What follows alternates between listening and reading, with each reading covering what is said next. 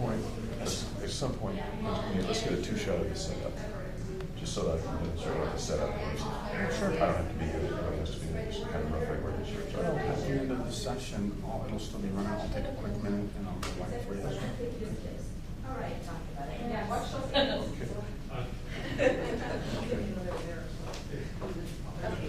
And I'll check on it already, sure.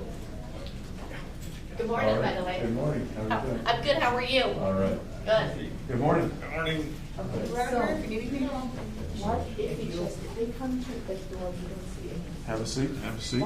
I think we've got you We somewhere. have sound now. We have better sound now. Before the sound was a little bit light, and I couldn't quite hear as well as I'd like. We got stuff on the sound, but if you want to pull up a little bit, that's fine. But whatever you're comfortable with.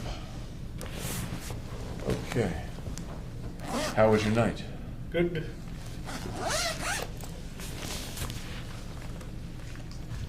I see what you mean about this room being, or your room here being much smaller. Yeah. And you don't have a regular bunk. The bunk is down on the floor, Right. isn't it? You know what I'd like to do before we get started? I would like to test your eyes a little bit. Okay. We talked about the dilated pupils. I want to check the constriction of them with the flashlight, stuff like that, okay? Okay. Great. See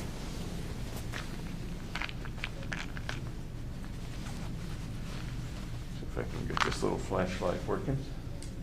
So if you just look off into the infinity there for a minute, I'm just going to look at your pupils a little. Fine.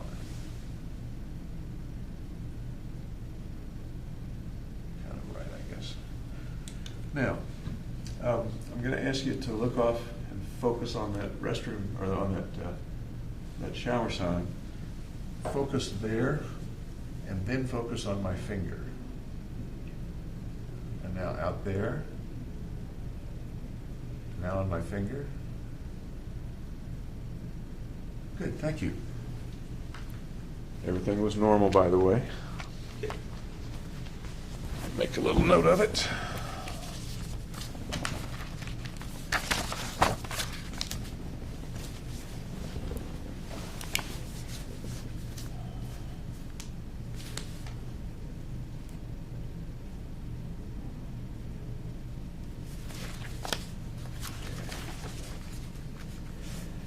Did you think of any questions or anything about our sessions yesterday that you wanted to bring up?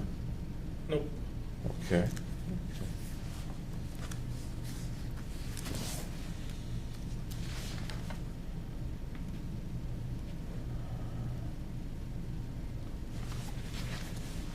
Do you remember what we were talking about when we left off?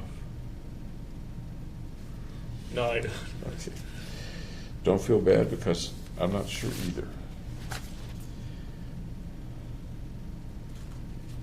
Let's just jump in here.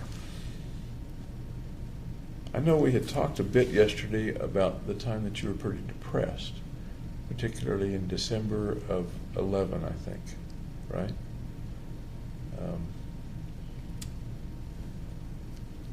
What's the time in your life that you've been absolutely the most depressed?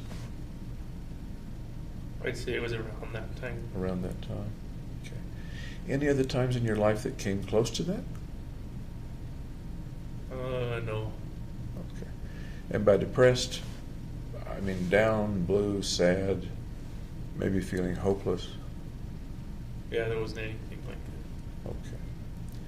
How about times in your life when you've thought of killing yourself or hurting yourself? I remember asking about that yesterday, but I'm not sure if I asked at any time during your life. No, there weren't any other times. Okay. Have you ever tried to hurt yourself or kill yourself? Just parasuicide, like. I'm sorry?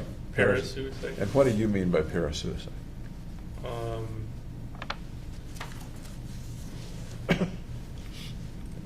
Not going all the way through with it, kind of. Okay.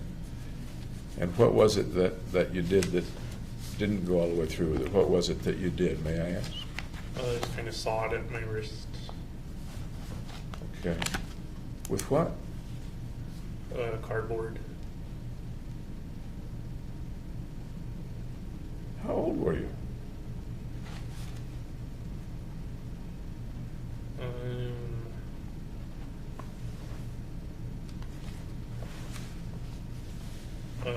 Early teen.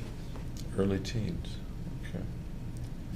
Can you tell me what was going on in your life when you did that? Sounds like you probably felt very bad. It was when I had to move back to San Diego. And I recall you're saying you didn't want to leave your friends. Right. But did you do that after you moved back or before you moved back? On the trip moving back. On the trip. Yep. Where were you? Can you tell me more about what happened? I was in our van on the trip moving back. Okay. Tell me more.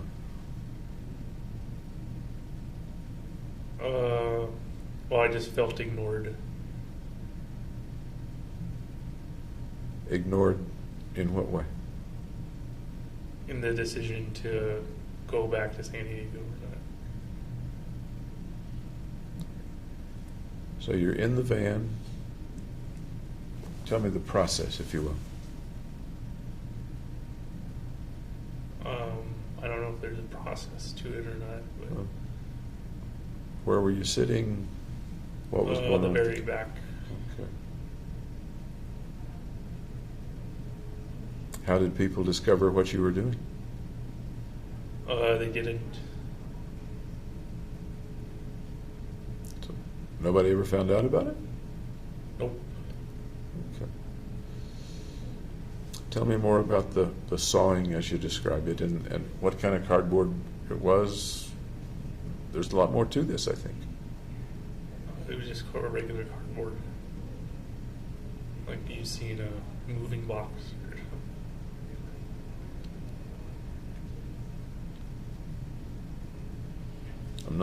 I'm not getting the whole video of it. Can you describe the video of it? Well, there's nothing else to say about it. Not for you, maybe, but I'm hearing some missing things. Like, where did you cut? How bad was it? All kinds of things like that. At the wrist. It wasn't bloody. It just broke the skin, though. You felt like no one was listening to you. Yep. Do you remember what you thought might happen as you were doing that?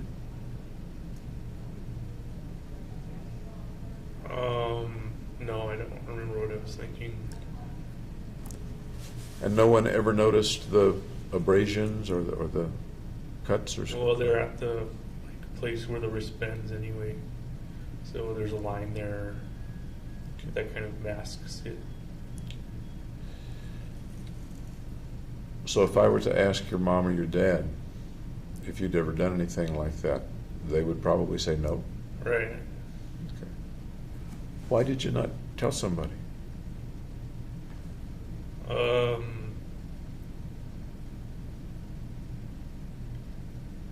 I don't know. Any guesses?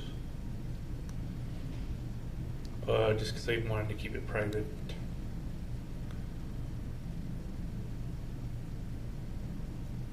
My thought is a private pain that you were feeling. Maybe that's not your thought, but that reminds me of keeping a pain inside.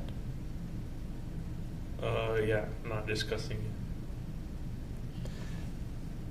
Did you do that with pain a lot over your life? Keep it inside and not discuss it? Yeah, I didn't see any need to discuss it. What kinds of pain have you kept inside?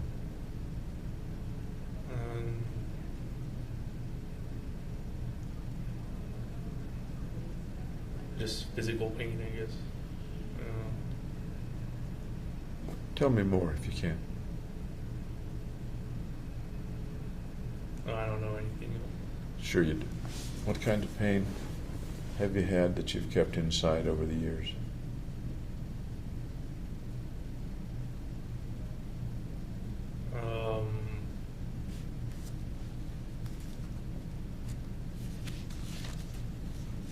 I don't recall any.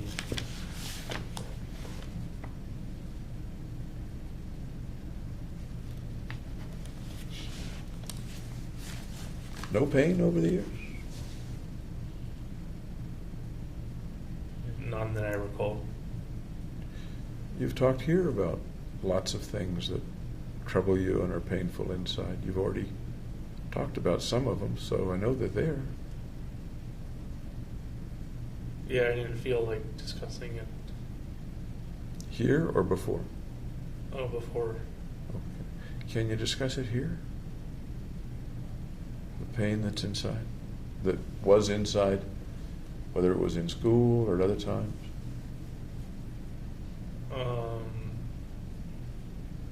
Well, there's nothing to discuss. I disagree. I think there's a lot to discuss. Okay. What do you suppose is kind of keeping you from discussing? Well, that I've always kept it inside. Yeah.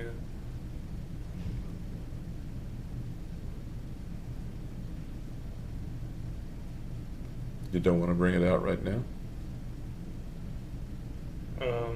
If I could recall what it is.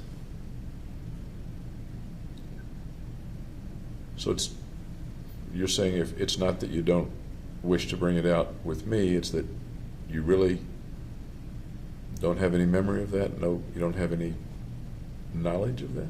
Right. Of any kind of pain that you've kept inside? How about the frozen things, the shyness and awkwardness that's Well, we already been talked so about troubling that. to you? So that would be one example. It's okay to talk about things twice or three times. Oh, okay. Yeah. Shrinks like to hear things lots of different times in different ways. Oh. You've talked with shrinks before, you know that. No. How tough is it to keep the shyness and social difficulty inside you and not talk about it? Not difficult at all. Have you ever had the feeling that it might be helpful to talk about pain that's inside with somebody? I suppose it couldn't hurt. Yeah. Did you ever wish you could talk with anybody about it? No. There were times in your life when I think your parents took you to somebody to talk about things, right? I can think of a couple. Maybe they're not quite what we're talking about. Do you remember those times? Yeah, with another therapist. Okay. I just ended up not saying much. That's interesting. Your folks apparently thought that you were hurting inside, that there was something. I don't know if it was because of me or it was just family therapy. Okay. So what? And we're talking now about the fellow named Mel. Yeah, Mel. Yeah. What was it that got you all to see Mel? Oh, I think it was my mom's decision. I don't know what made her decide to take us to family therapy, though. You were pretty young at that time, am I right? Teens. Oh, you were in your teens. Okay. So you likely had some idea of why she wanted the family to go see Mel. What do you suppose it was? Maybe build a stronger, more connected relationship with each other. Was there something that wasn't strong and wasn't connected in the family at that time? Not really, no. Then why do you suppose she thought that needed improving? See, I don't know why she did it. When you went to see Mel, What happened in those sessions?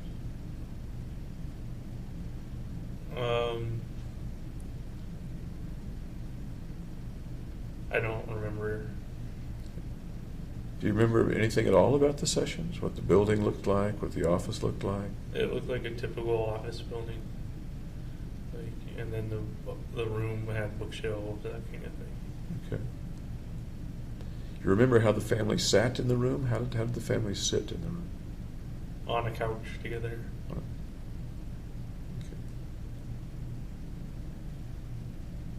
What might the family have been talking about? What is it logical to speculate that they might have been talking about?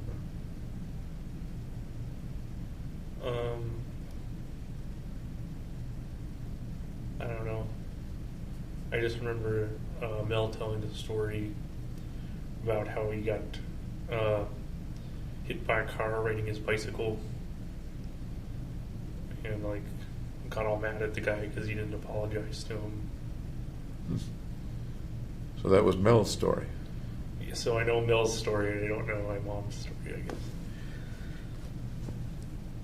What do you make of the fact that you remember Mel's story, but not the more important story, and that would be your family's story?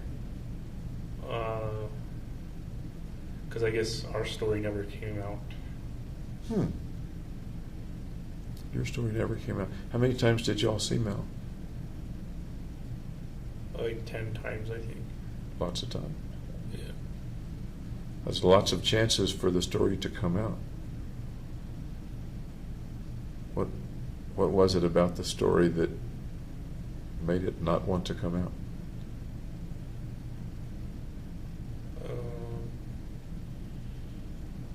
I don't know. I guess because I'm not a very sharing person, I guess.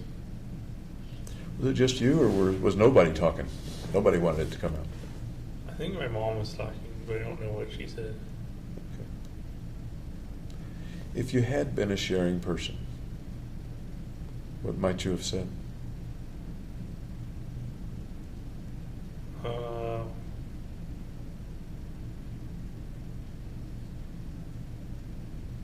I don't know. Was that a time when you were pretty uncomfortable? Uncomfortable in what way? I'm not sure because I wasn't there.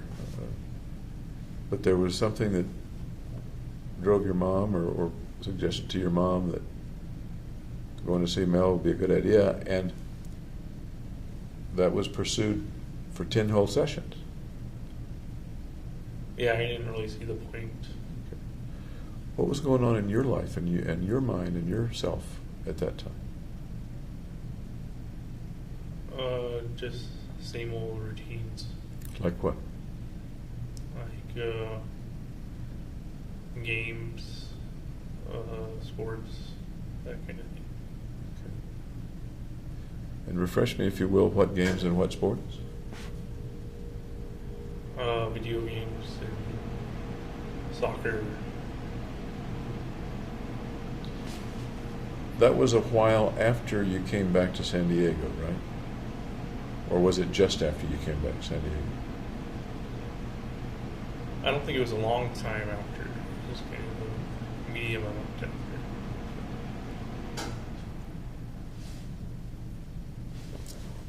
One more try. What might there have been going on in your part of the family, your life in particular, that might have contributed to Mom saying, we need to get some help with this? Nothing unusual. Okay.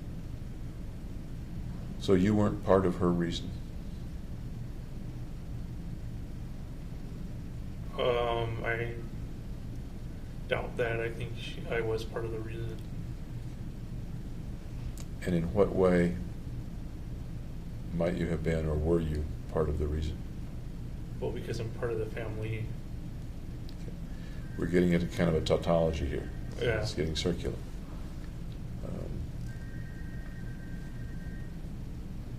I don't know her reason for starting therapy. I don't either, because I wasn't there. You're Right. the only person in the room who was there. Yeah, and I don't know. Okay.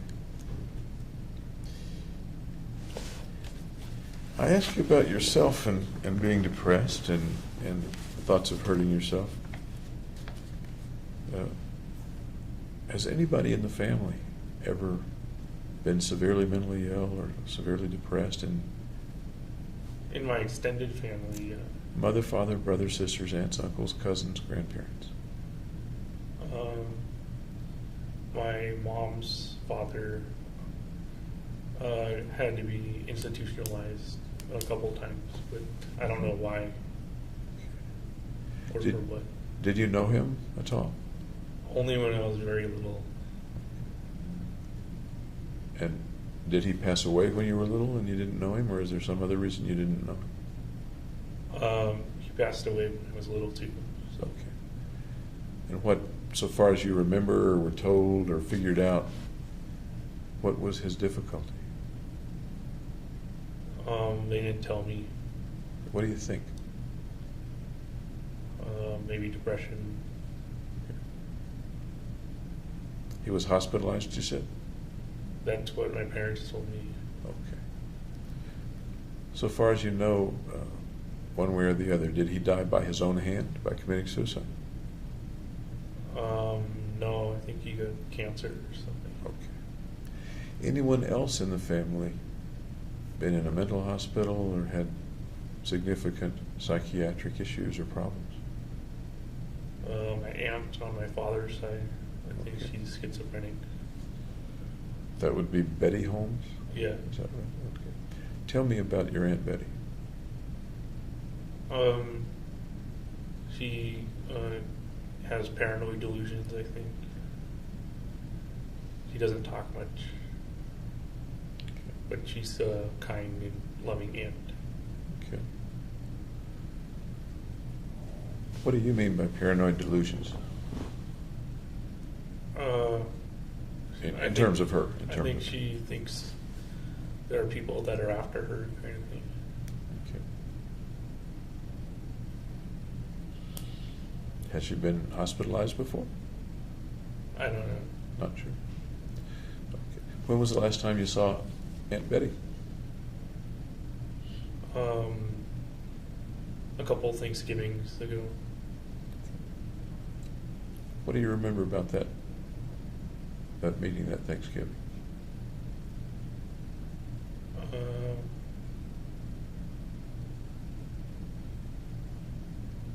I don't know, it was just a normal Thanksgiving. You remember anything about Aunt Betty? Excuse me. No. Okay. When you say a couple Thanksgivings ago, it was before you were arrested, right? Right. Okay. Would it have been the Thanksgiving before you were arrested?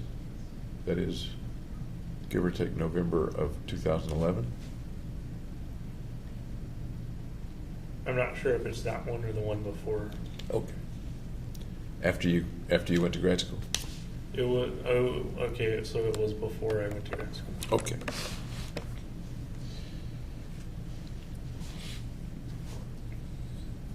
You don't know much about Granddad, but you do have memories and interactions with Aunt Betty. Are there any ways that you're similar to or quite different from Aunt Betty?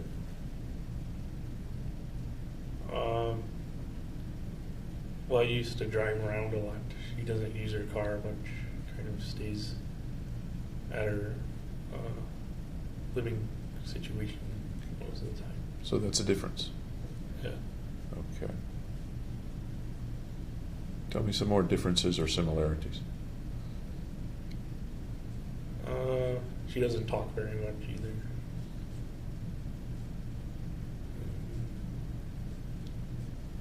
She goes to bed like at 7 o'clock, which is really early.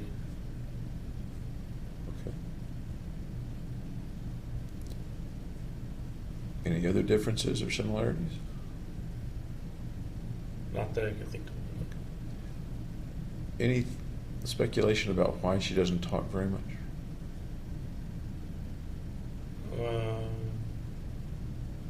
No, not really. I guess it's just part of who she is. Okay. You think she's a shy and awkward person? You've used those words to describe yourself. I don't know if he's awkward or not, but I'd say he was. Okay. Is there anybody in the family that you feel some similarities with? You often hear people say, "I'm just like my grandfather. I'm just like my uncle. I'm just like my dad," or something like that. I'd say I'm like my dad and my mom. Okay. More like didn't quite hear you. More like my dad. Probably. Okay. In what ways? Can you explain that to me? Both kind of have a bit of OCD. OCD meaning? Obsessive compulsive disorder. And whenever somebody uses terms like that with me, I always ask, what do you mean by OCD or obsessive compulsive disorder? Like being fastidious, detail oriented stuff. Any other similarities, either within the OCD concept or something else?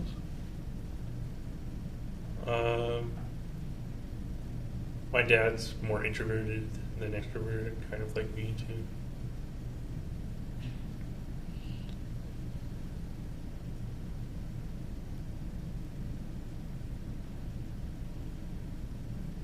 Is your dad a happy guy? Yeah.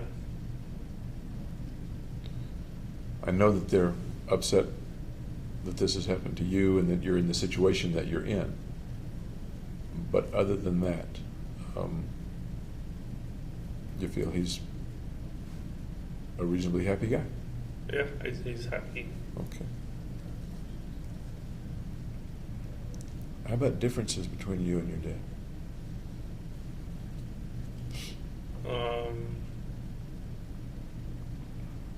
He's very mathematical. He's got like a bunch of degrees in mathematics, statistics. You're not mathematically inclined yourself, even though? Not solely mathematics. Oh, okay. Are you a happy guy? I know the situation is very, very difficult. But Not say, right now. No. Not right now. That's fair. Let me kind of rephrase. Before you were arrested, say as you were in graduate school, were you a pretty happy guy or no?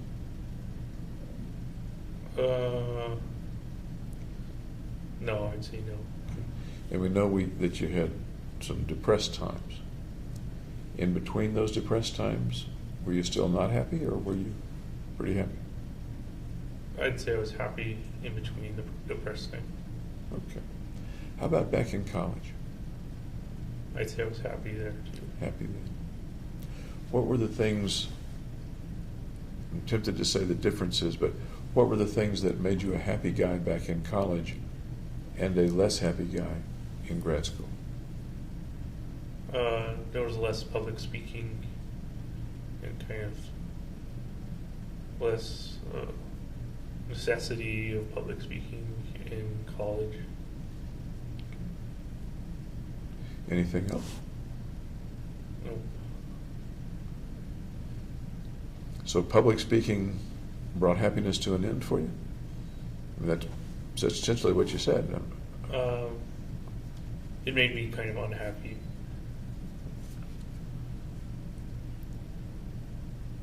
How is public speaking so powerful that it brings an end to happiness for James Holmes?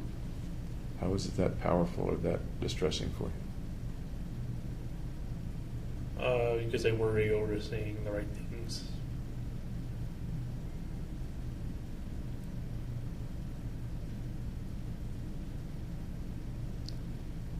Okay. Anybody else in the family that's had significant psychiatric or psychological problems as far as you know? I think my dad's father also had like OCD. And what brings you to that thought? That's just what my parents said. Because I was little when he died too. So both your grandfathers passed away when you were little. Yep. How about the grandmothers? they lived a lot longer. It's like,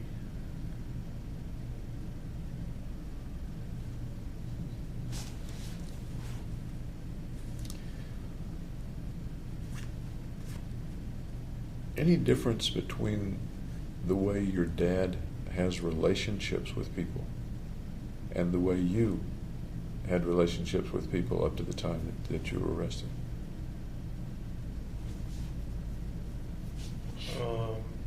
I don't know about my dad's relationships. So. What do you see in your dad vis-a-vis other people? That's a kind of obtuse way to ask it, I guess. But you see him with your mom. You've described what he's like with your mom. You've seen him with other people. Perhaps he's talked about other relationships within and without the family. How is that similar to or different from your relationships? Yeah, I'm not aware of how his relationships. Does he have friends? Yeah. Did you have friends? Yeah. Was the way you worked with or interacted with your friends similar, as far as you can tell, to the way your dad interacted with his friends, or different? I assume they're similar, but I don't know Okay. for sure. About how many really good friends did you have up to mid-July of 2012?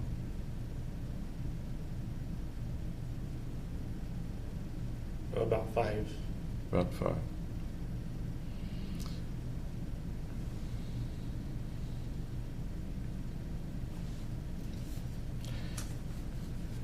Here's an odd question. How old do you think your dad was when he married your mom? Do you happen to know or no? Late 30s, I think. Late 30s. Okay. Do you know if they knew each other in their 20s? I think they met at UC Berkeley during a tennis game, or introductory tennis. Okay. What was the story of their, if you know it, the story of their relationship and their courtship and eventual marriage? I don't know that much about what happened after that. Okay.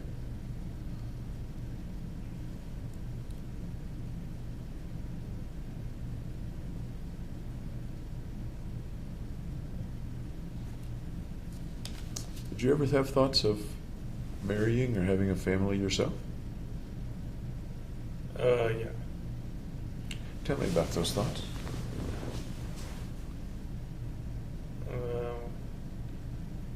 Just get a good job to pay for a nice house and support my kids through their life kind of thing. Mm-hmm. What other pictures or fantasies or thoughts did you have about a future with a wife and family? What was the question?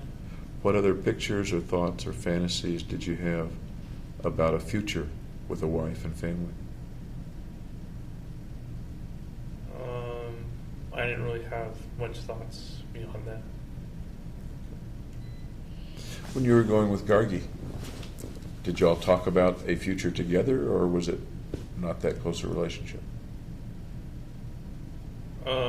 She said she didn't see a future together. Really? Yeah. When in the relationship did she tell you that?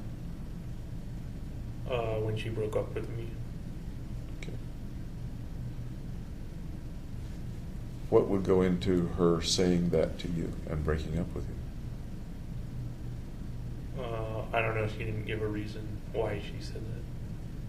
Speculate for me. You're a smart guy. Speculate for me. I guess she couldn't picture a family life with me. What would have been lacking in a family life with you? If anything. What do you think? Probably ample conversation. When you were with her, was there ample conversation? There was enough. You've said before several times that people you're close to, you're much more facile with conversation than people that you're not close to. Right. Okay. You were pretty darn familiar with Gargi. Right. Yeah. So what was the conversation with like, or rather, what was the conversation like with Gargi? It came easy.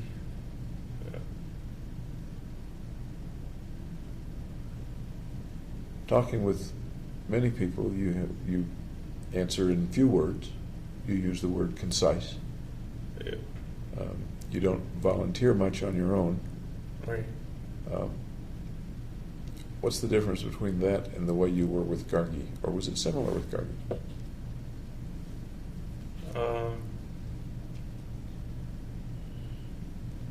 I guess it was similar.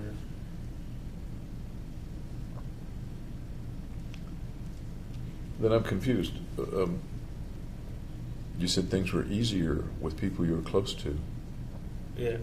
Am I misunderstanding something or missing something? Well, I still didn't talk excessively, but I talked more with them. Okay. Would that be a difference in quantity but not a difference in quality? Or is that not a reasonable way to describe it? That is, the quality of your, let's just say, conversation is about the same, but there was a little more of it. Yes. Okay. Was there anything else about you that you think might have caused Gargi to say, I don't see a future with you? Not that I know of. Okay. Did y'all ever talk about a future together at other times in your relationship? No, that was the only time. Okay.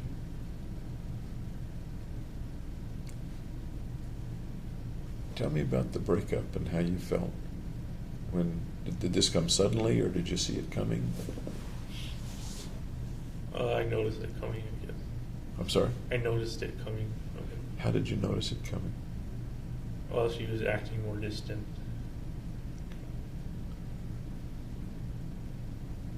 How'd that make you feel?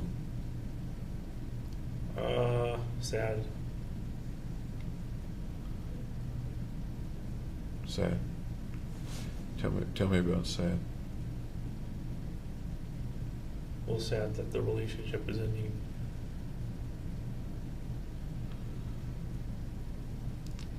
Had you ever felt that kind of sadness before? That particular kind of sadness? No.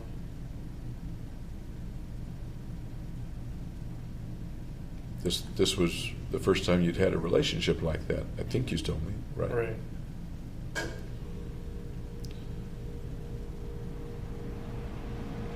So what's the sadness that goes with that kind of breakup? What's that sadness like? Debilitating.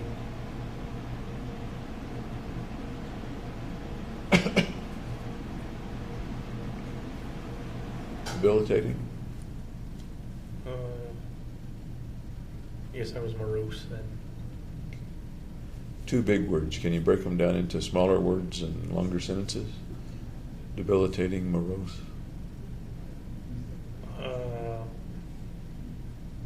Just that I didn't feel as energetic as usual.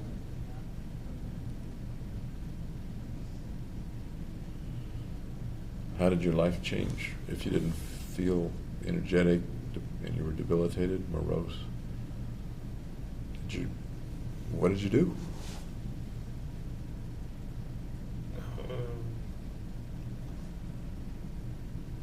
I did more escapism, watching TV, that kind of thing. Watching TV, anything else? Listening to music.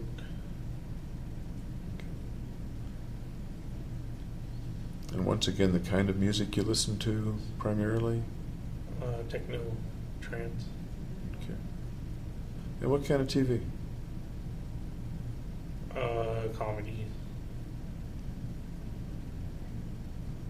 Tell me what comedies. That's interesting.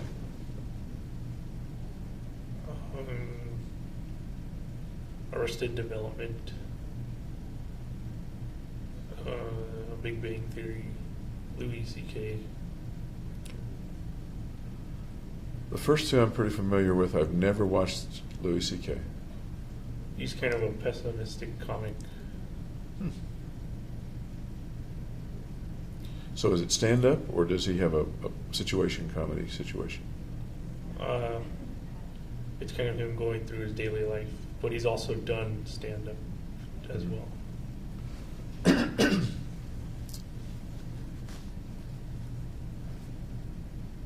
you think there's any significance or, excuse me, lack of coincidence about those three comedies?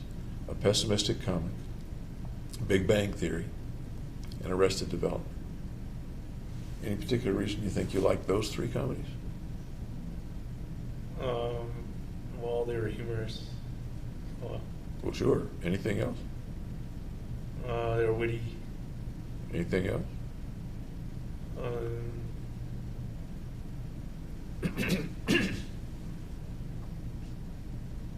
I guess they kind of mirrored my situation sometimes.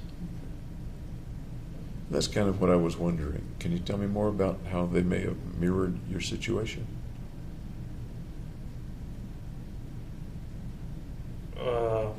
Well, the Big Bang Theory is about how this guy named Leonard interacts with Penny, and they have relationships that start and end too.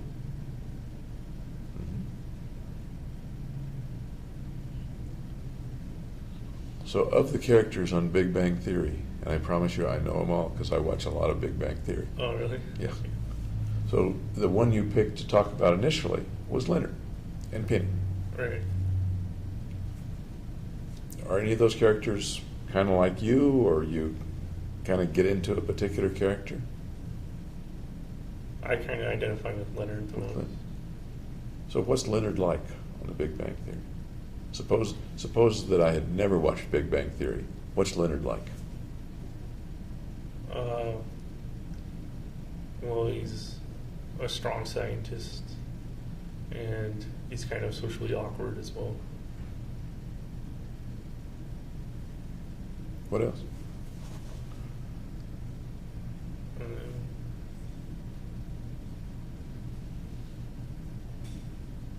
He's also humorous. He's funny.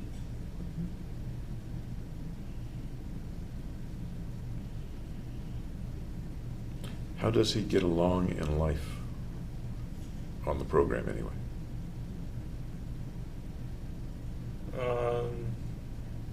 Well, usually has adventures with his friends. Do you have adventures with your friends? Did you? Yep. Tell me some of the adventures with your friends. Well, we went hiking at Dino Ridge. We went to the History Museum, I think it is, Natural History Museum.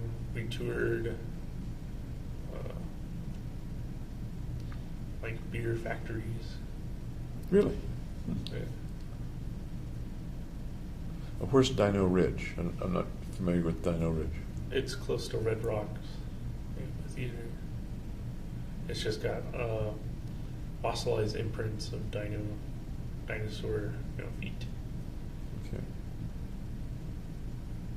And the friends that you're speaking of, can you name them for me? Well, they're in Colorado. They're Gargi, Ben, Tim.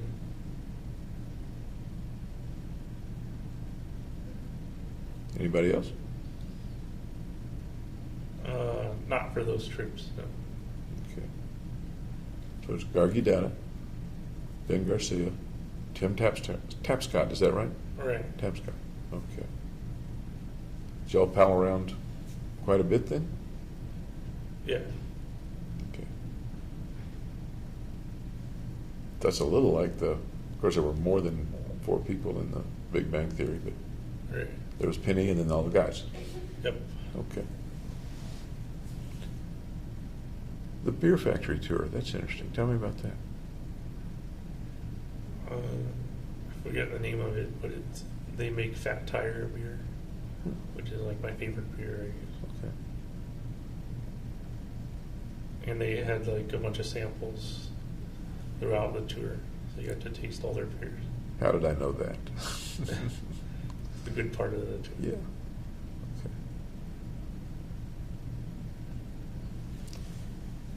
The adventures on Big Bang Theory are often social, very social adventures, going to a bar and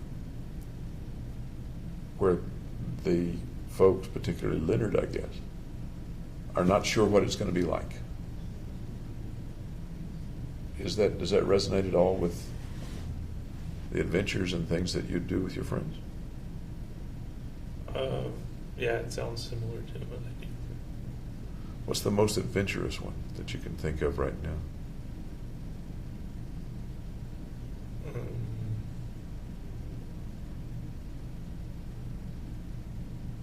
Just going to a bunch of different bars on St. Patrick's Day.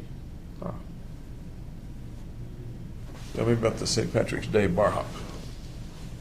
Well, the first bar I went to was an Irish bar, and they played a bunch of Irish music and had balloons that were tossed everywhere. Then we went to like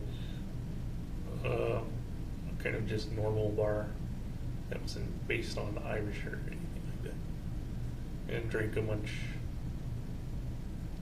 And then we went to a bar called Rock Bar, which they had music and a dance floor and stuff. And this was a St. Patrick's Day? Yep. Howdy? Okay. Do you know what year it was? It was after you were here at grad school, of course. Would it have been 2012 or 2011, or do you know? I think it was 2012. Okay. So would that have been toward the end of your relationship with Gargi? I'm trying to put the calendar together.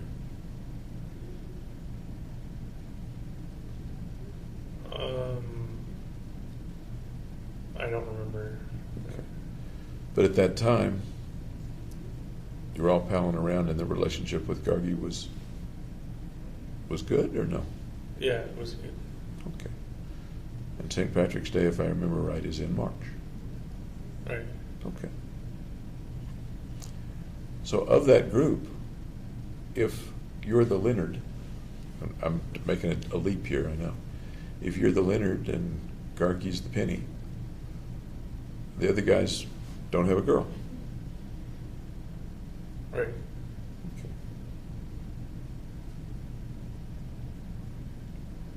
Does that bring up any thoughts? Did Ben and Tim not have a girl and James did?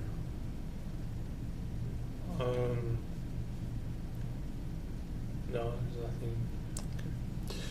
When Gargi broke up with you, and from what you say, it was kind of a one-sided breakup. She was the one that left. Yeah, and then like a couple weeks later we got back together, Ah. and then I broke up with her. How was it that you got back together? How did that work?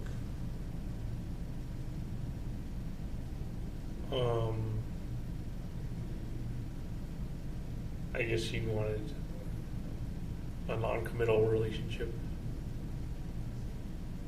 so I figured that was better than nothing. Okay. So what happened between you two? What was the relationship like in that second relationship, if you will? It was just like the first, except I knew there was not going to be a future between us.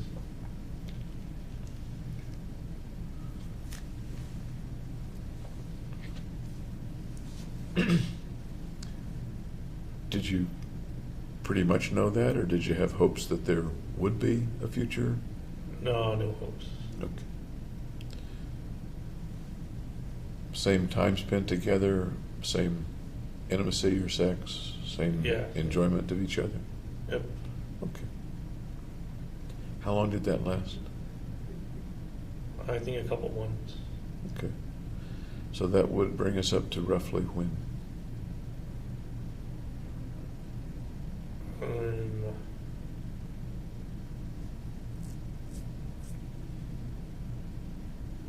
May, I think. Okay. Of 2012? Right. Okay. Then you broke up with her. Right. Tell me about that. Well, I just told her I wasn't happy, and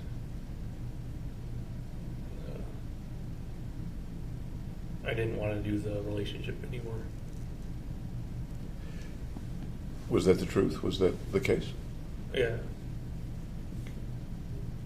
In what way were you not happy? Why did you want the change?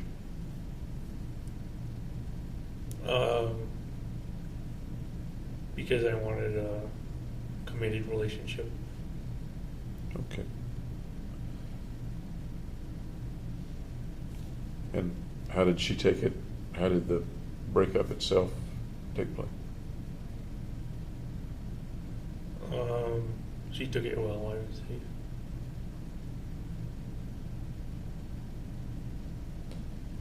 Did you miss her after that breakup?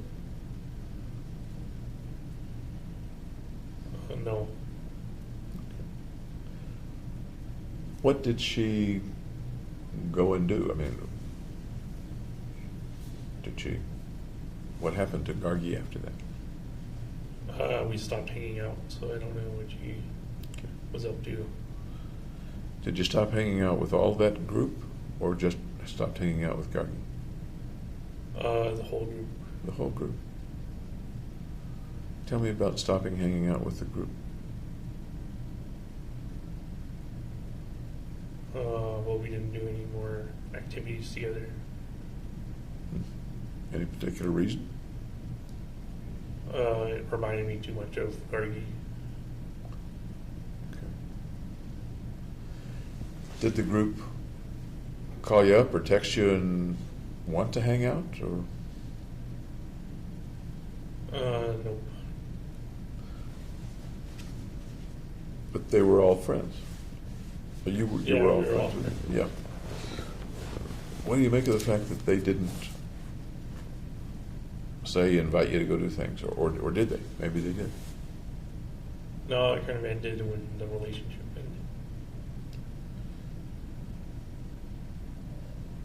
ended. That's odd to me that you have 3 friends, and the breakup with one of them cuts I things. guess Gargi was kind of the glue that kept it together. Sounds like they may have sided with Gargi in some way. Or maybe that's not the right term to use. It was more I left not participating with them anymore. So you're saying it was more you that left them than them that left you? Or am I missing Yeah, it? that's pretty much it. Can you tell me a little bit more about that, about you leaving them?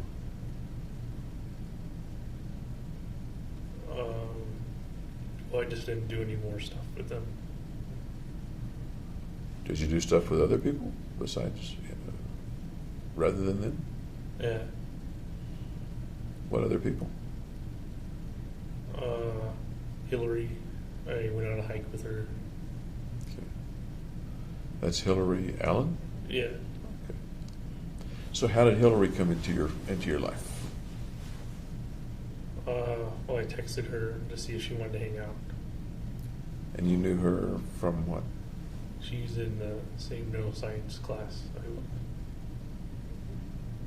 So you texted Hillary, and what'd she say? Sure. Okay. So tell me about the things that you did with Hillary and what she was like. Well, it was only that one hike, so much else. Is there a reason there was only one hike? Only one interaction? She asked to see if we wanted to do anything else, but by that time I had red hair. I was kind of out of it.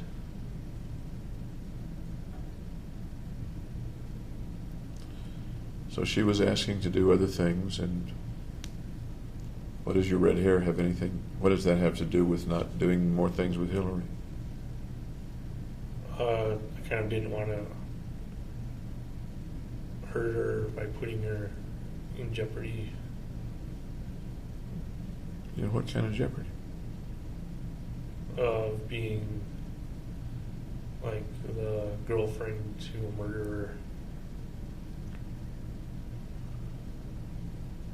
So at that point, you had decided that you were a murderer? That I was going to be.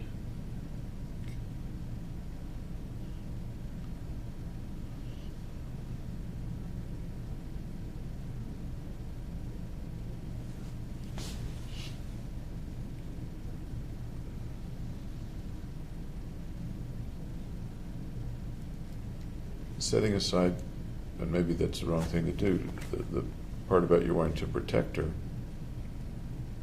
was she a pretty nice person, tough to give up? Yeah, she was nice and friendly.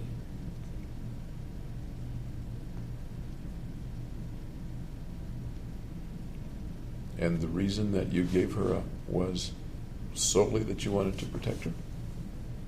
Yeah.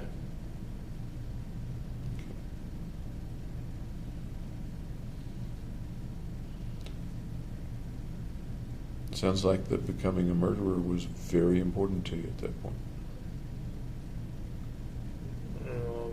To give up friends, to give up the possibility of the relationship with Hillary. Yeah.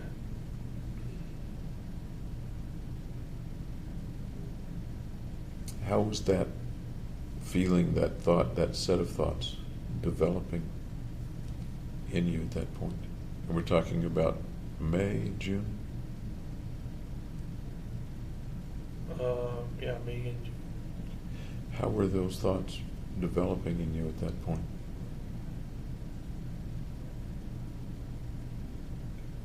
Kind of consuming me. It's an interesting word. Can you tell me what you mean, consuming you? And it became the main focus.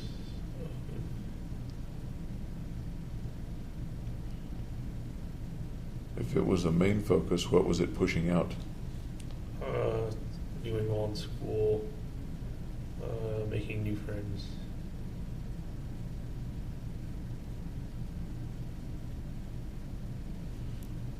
So it was pushing school away from your life. It was pushing making new friends away from your life. And again, I don't want to put words in your mouth. Is that That's what you're correct, saying? yeah. Okay.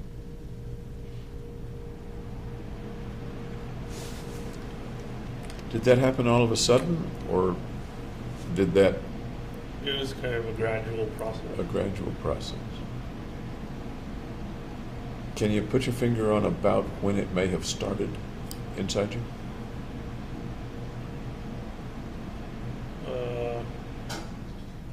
When I first bought a taser and a knife.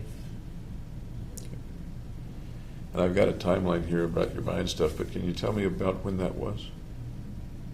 I think it was in May. I'm not positive. Okay. Let me look at the timeline.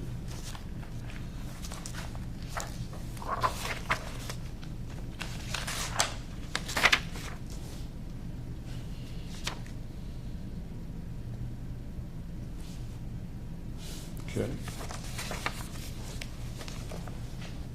So that's about when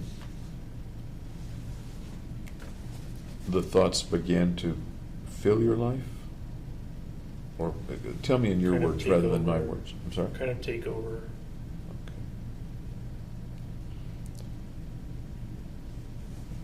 What was the process that led to your buying the taser and the knife? What was that like? That's what I'm asking. Initially, I rationalized it as like self-defense. Okay.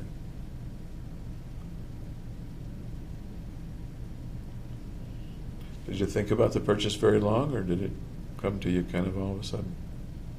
No, it was just all of a sudden. What'd you know about tasers and knives up to then? How did you pick a particular taser or that particular knife?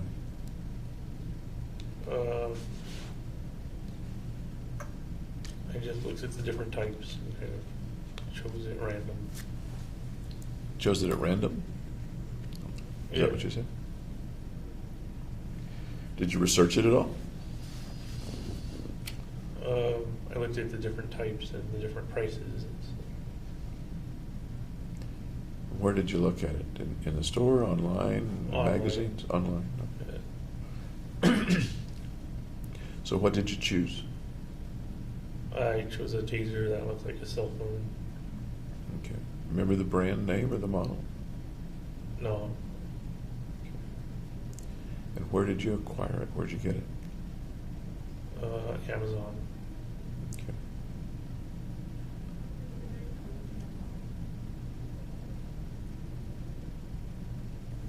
Your thoughts at that time, you used the word rationalize, but your thoughts at that time had to do with self-defense. Right, that's what it was initially. Okay. What was in your mind? What were the pictures or thoughts or fantasies in your mind about self-defense? That I would be attacked by people. What do those people look like? Thugs.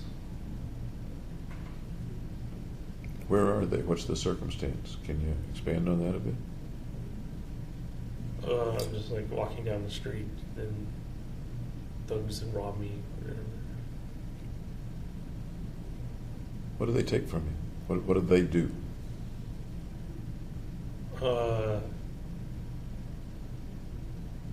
Beat me up.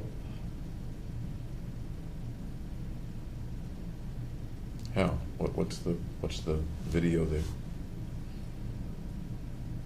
Just with their fists, and then steal all my money and stuff. What happens to you after that? They can't because I taser them instead. If you don't taser them, what would happen? Then I'd have to go through recovery, the hospital.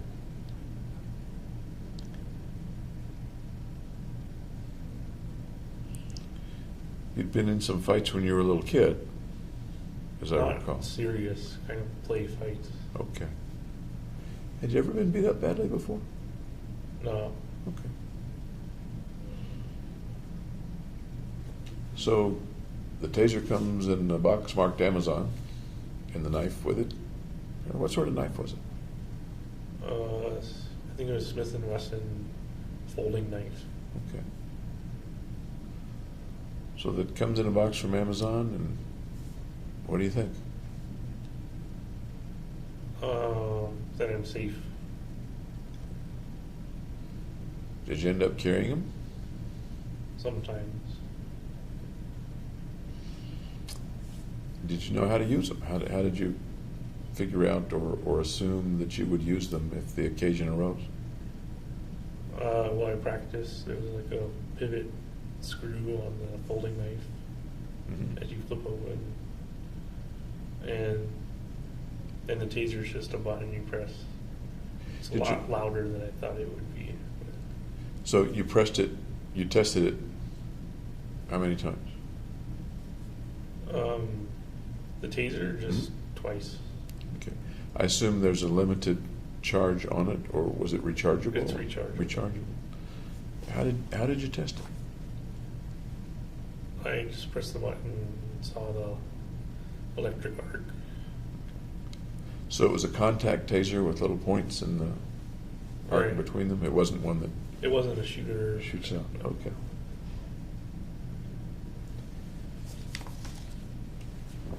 You said that the idea to purchase those things came quickly. Were there any thoughts about needing to defend yourself or wanting to assault other people before that? Not that I know of.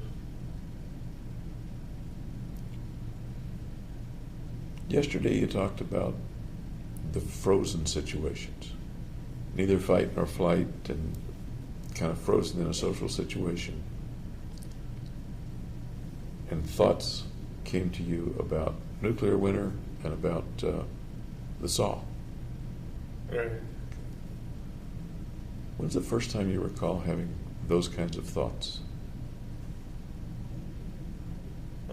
Early high school. Early high school. In early high school, was there ever anything more specific? I guess the saw is pretty specific.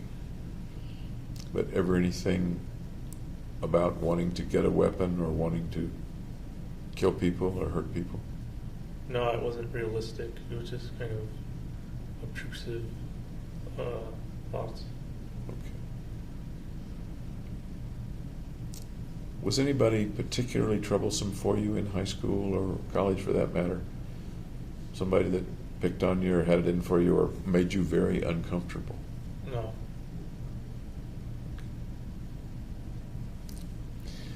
After getting the taser and the knife, I'll be clear, those were the first weapons that you purchased?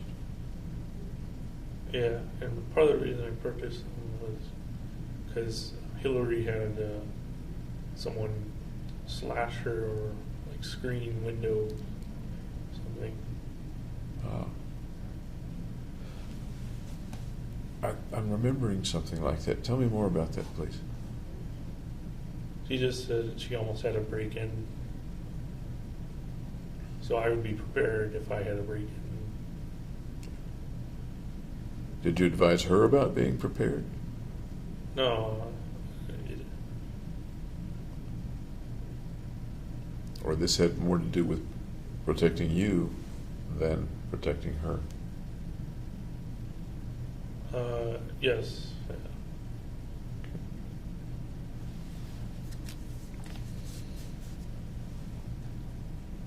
What's the next thought that you had that you can recall about getting a weapon or something like that? Defensive or offensive? Then it was offensive when I got the tear gas, I think. Okay. And that was about when?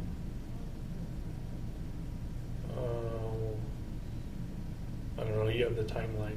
Yes, I do. I'm trying to. Okay. I would like to verify the timeline and see I'm not sure. if you remember it similarly now to when you were.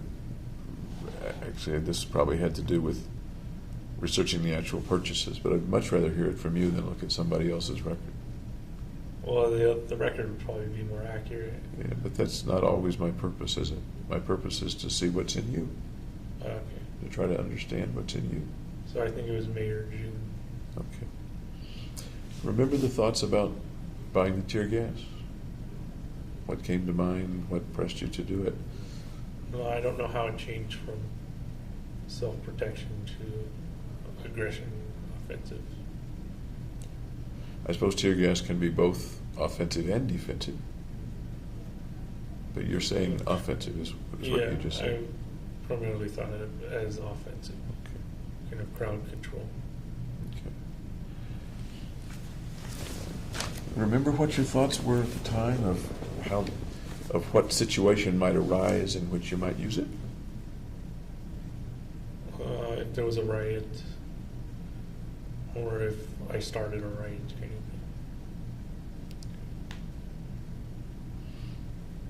And how would tear gas come into that? It would disperse the crowd. And how is that an offensive move?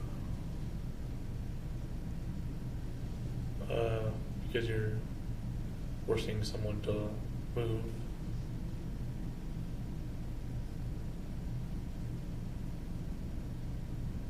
Can we take it a little further?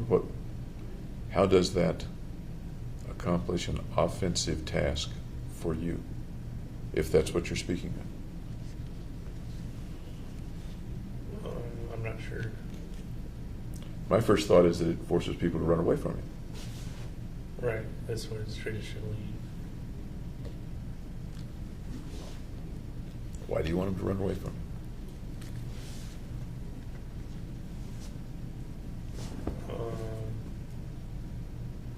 So they wouldn't attack me. That sounds defensive. I guess it's both. So what are you going to do as a result of their running away from you?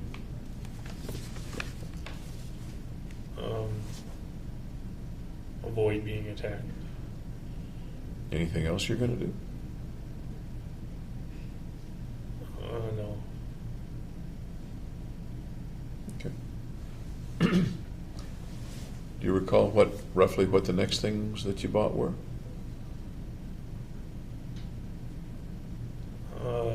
Then I think I bought the handgun. And which handgun or what handgun did you buy? Glock 22, 40 caliber. Okay. Was this also online, or did you get it at a store, or order it? I tried to buy it online because it was cheaper online, but there's firearm transfer. There's a bureaucracy to it you have to go through. So I just went to the in-store and bought it there. Okay. You remember what store you went to? Gander Mountain.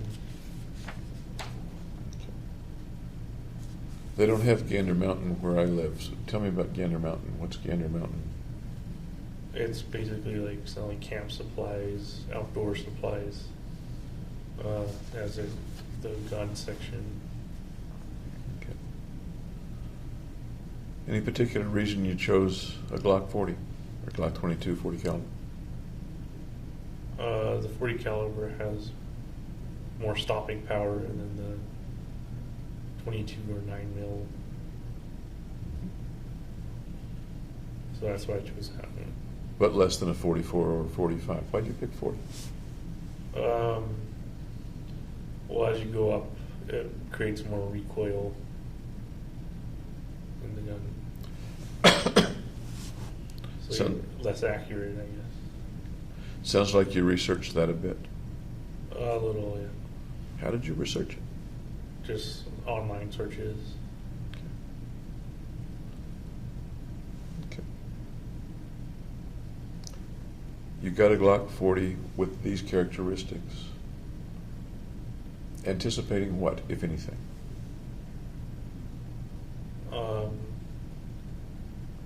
That I could use it for self-defense initially. But then it went towards other purposes. Other purposes? Yeah, offensive. Like what? Like shooting a person. At the time, if you remember, what was the picture or the thought or the fantasy in which you might use it?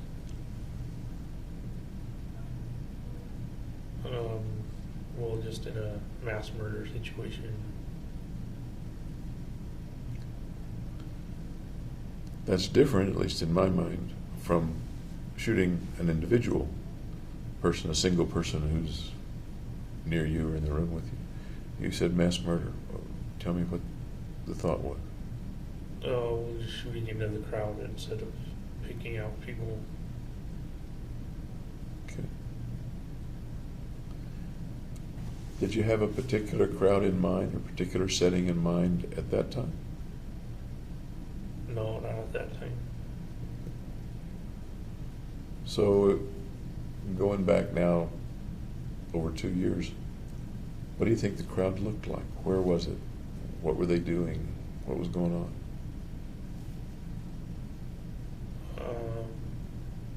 It was just a crowd. There wasn't any specific setting to it.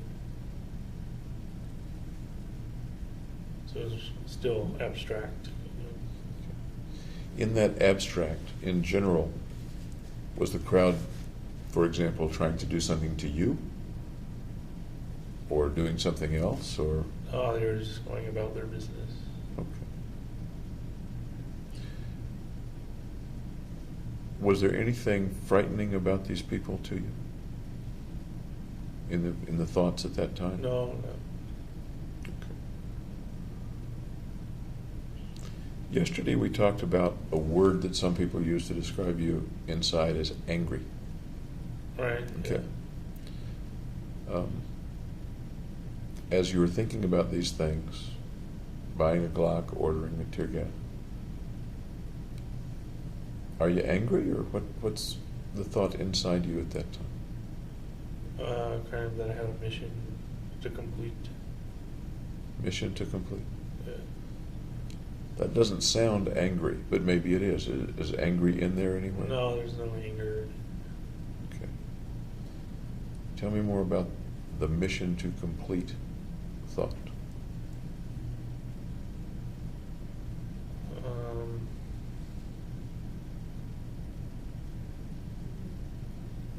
Just that it was something I had to do.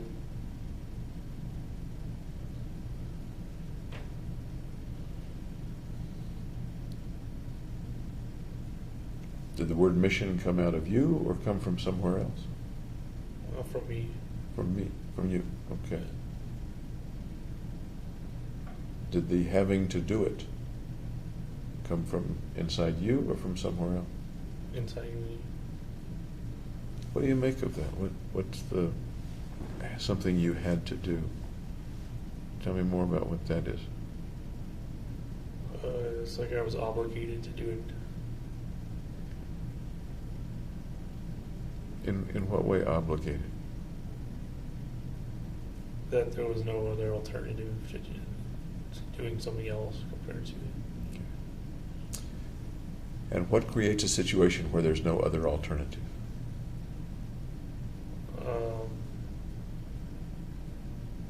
A depressed situation where I transfer my feelings from suicide to homicide.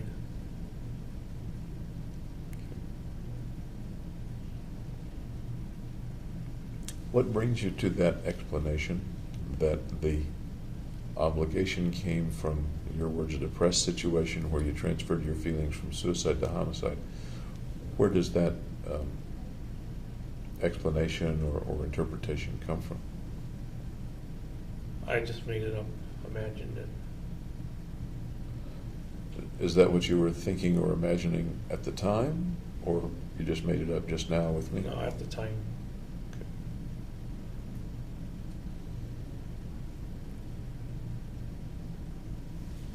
That's interesting to me and a little confusing to me. You just made it up and imagined it, that it was a transfer from the suicidal to the homicidal. Yeah, so I take my suicidal thoughts and make them go away by having homicidal thoughts. Had anyone or anything taught you that that was a possibility, or what brought you to that conclusion that my suicidal thoughts will go away if I have homicidal thoughts or do homicidal things? That's just what I figured would happen. What you figured would happen. Yeah.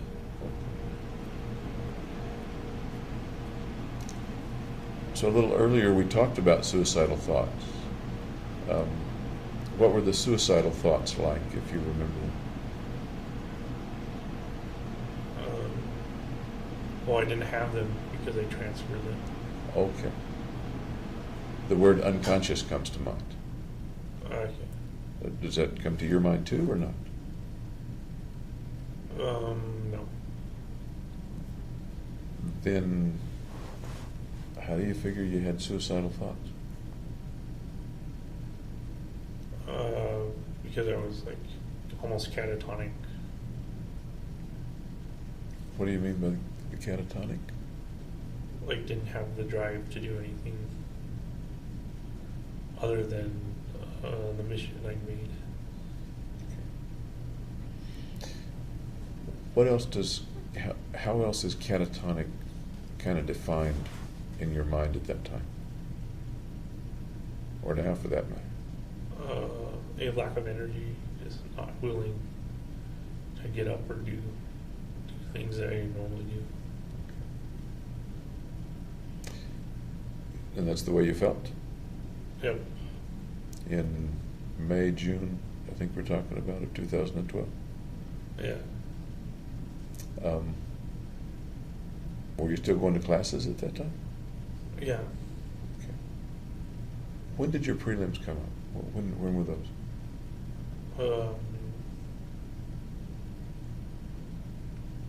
June, I think. This was before the prelims? Yes.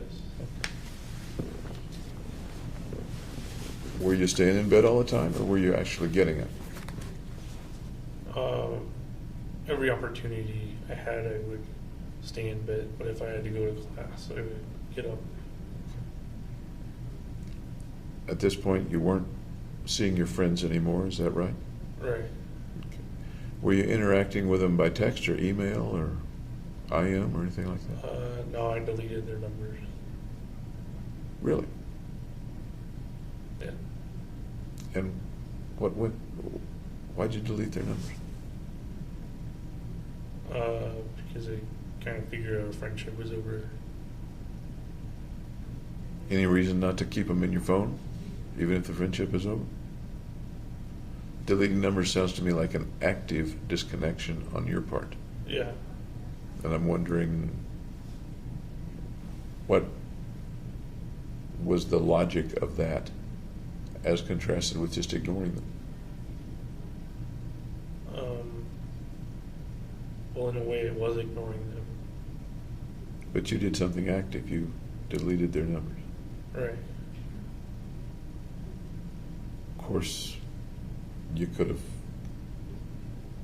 called them anyway or texted them anyway. But the numbers were deleted from your phone, huh? Yeah, kind of Okay. out of sight, out of mind. Okay. Did they reach out to you or try to contact you or ask you to do things? Or? No. No. That sounds like a kind of a loss. You have 4 or 5 friends that then you don't have them all in the course of a couple of weeks. Right. Did you feel a loss or a sadness with that or no? Yeah, I felt sad and depressed.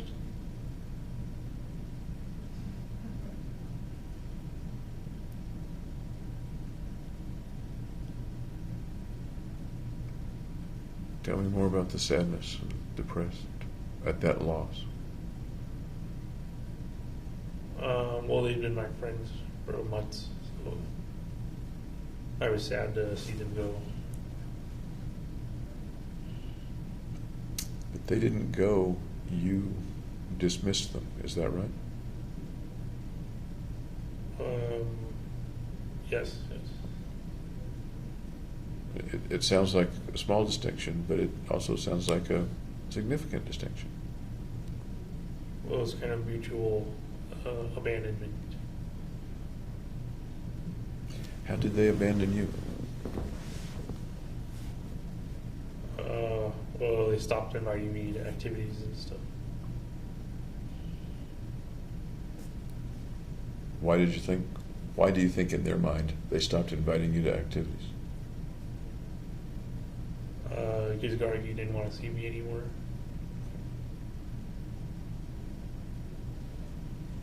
So the group included Gargi, and because you broke up with Gargi, it no longer included you?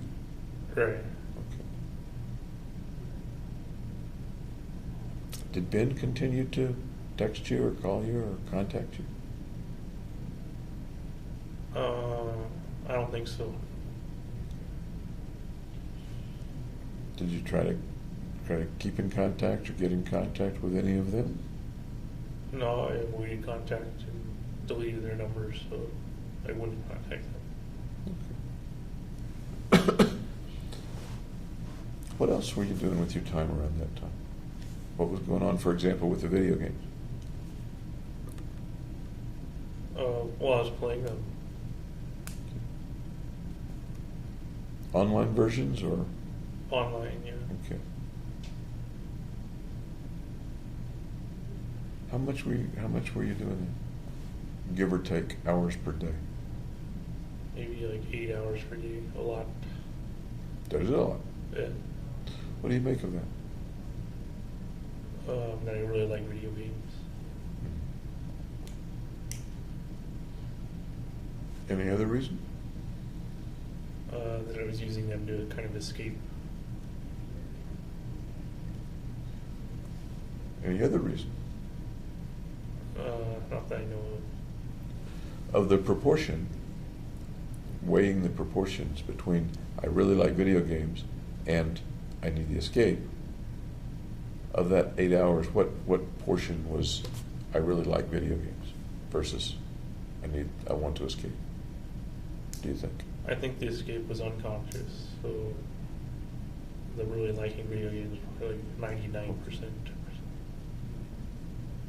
99% of the conscious? Yeah. If you include the unconscious? How much of Maybe it? 50-50.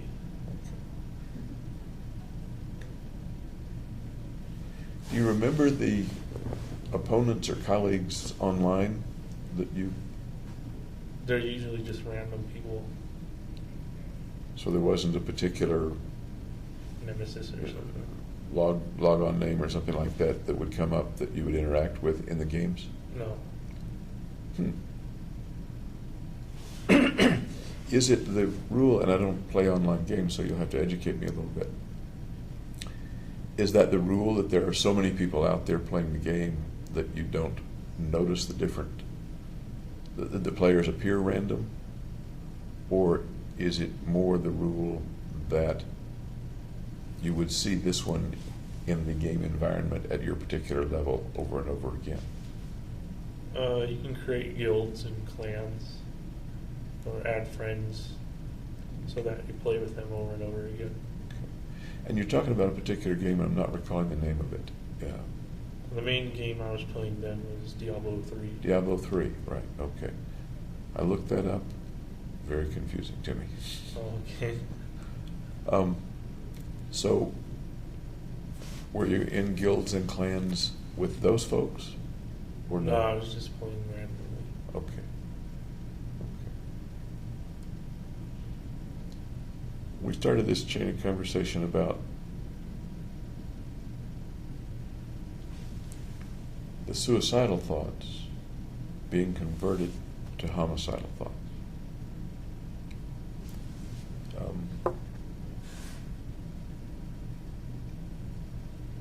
But as I talked with you, correct me if I'm wrong, you weren't aware of the suicidal thoughts. It was kind of an automatic conversion. Okay. Did you believe at that time that the homicidal thoughts were converted from suicidal thoughts, even though you weren't aware of the suicidal thoughts?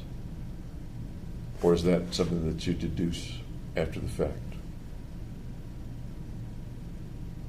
I don't remember if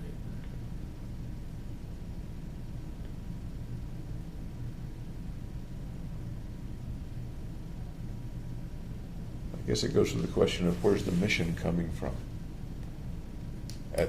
In your thoughts at that time, where's the mission coming from?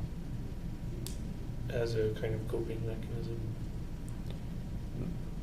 Is that really the way you thought of it at that time? I'm having a coping mechanism, and so I'm No, on a at this mission? time it just happened. Okay.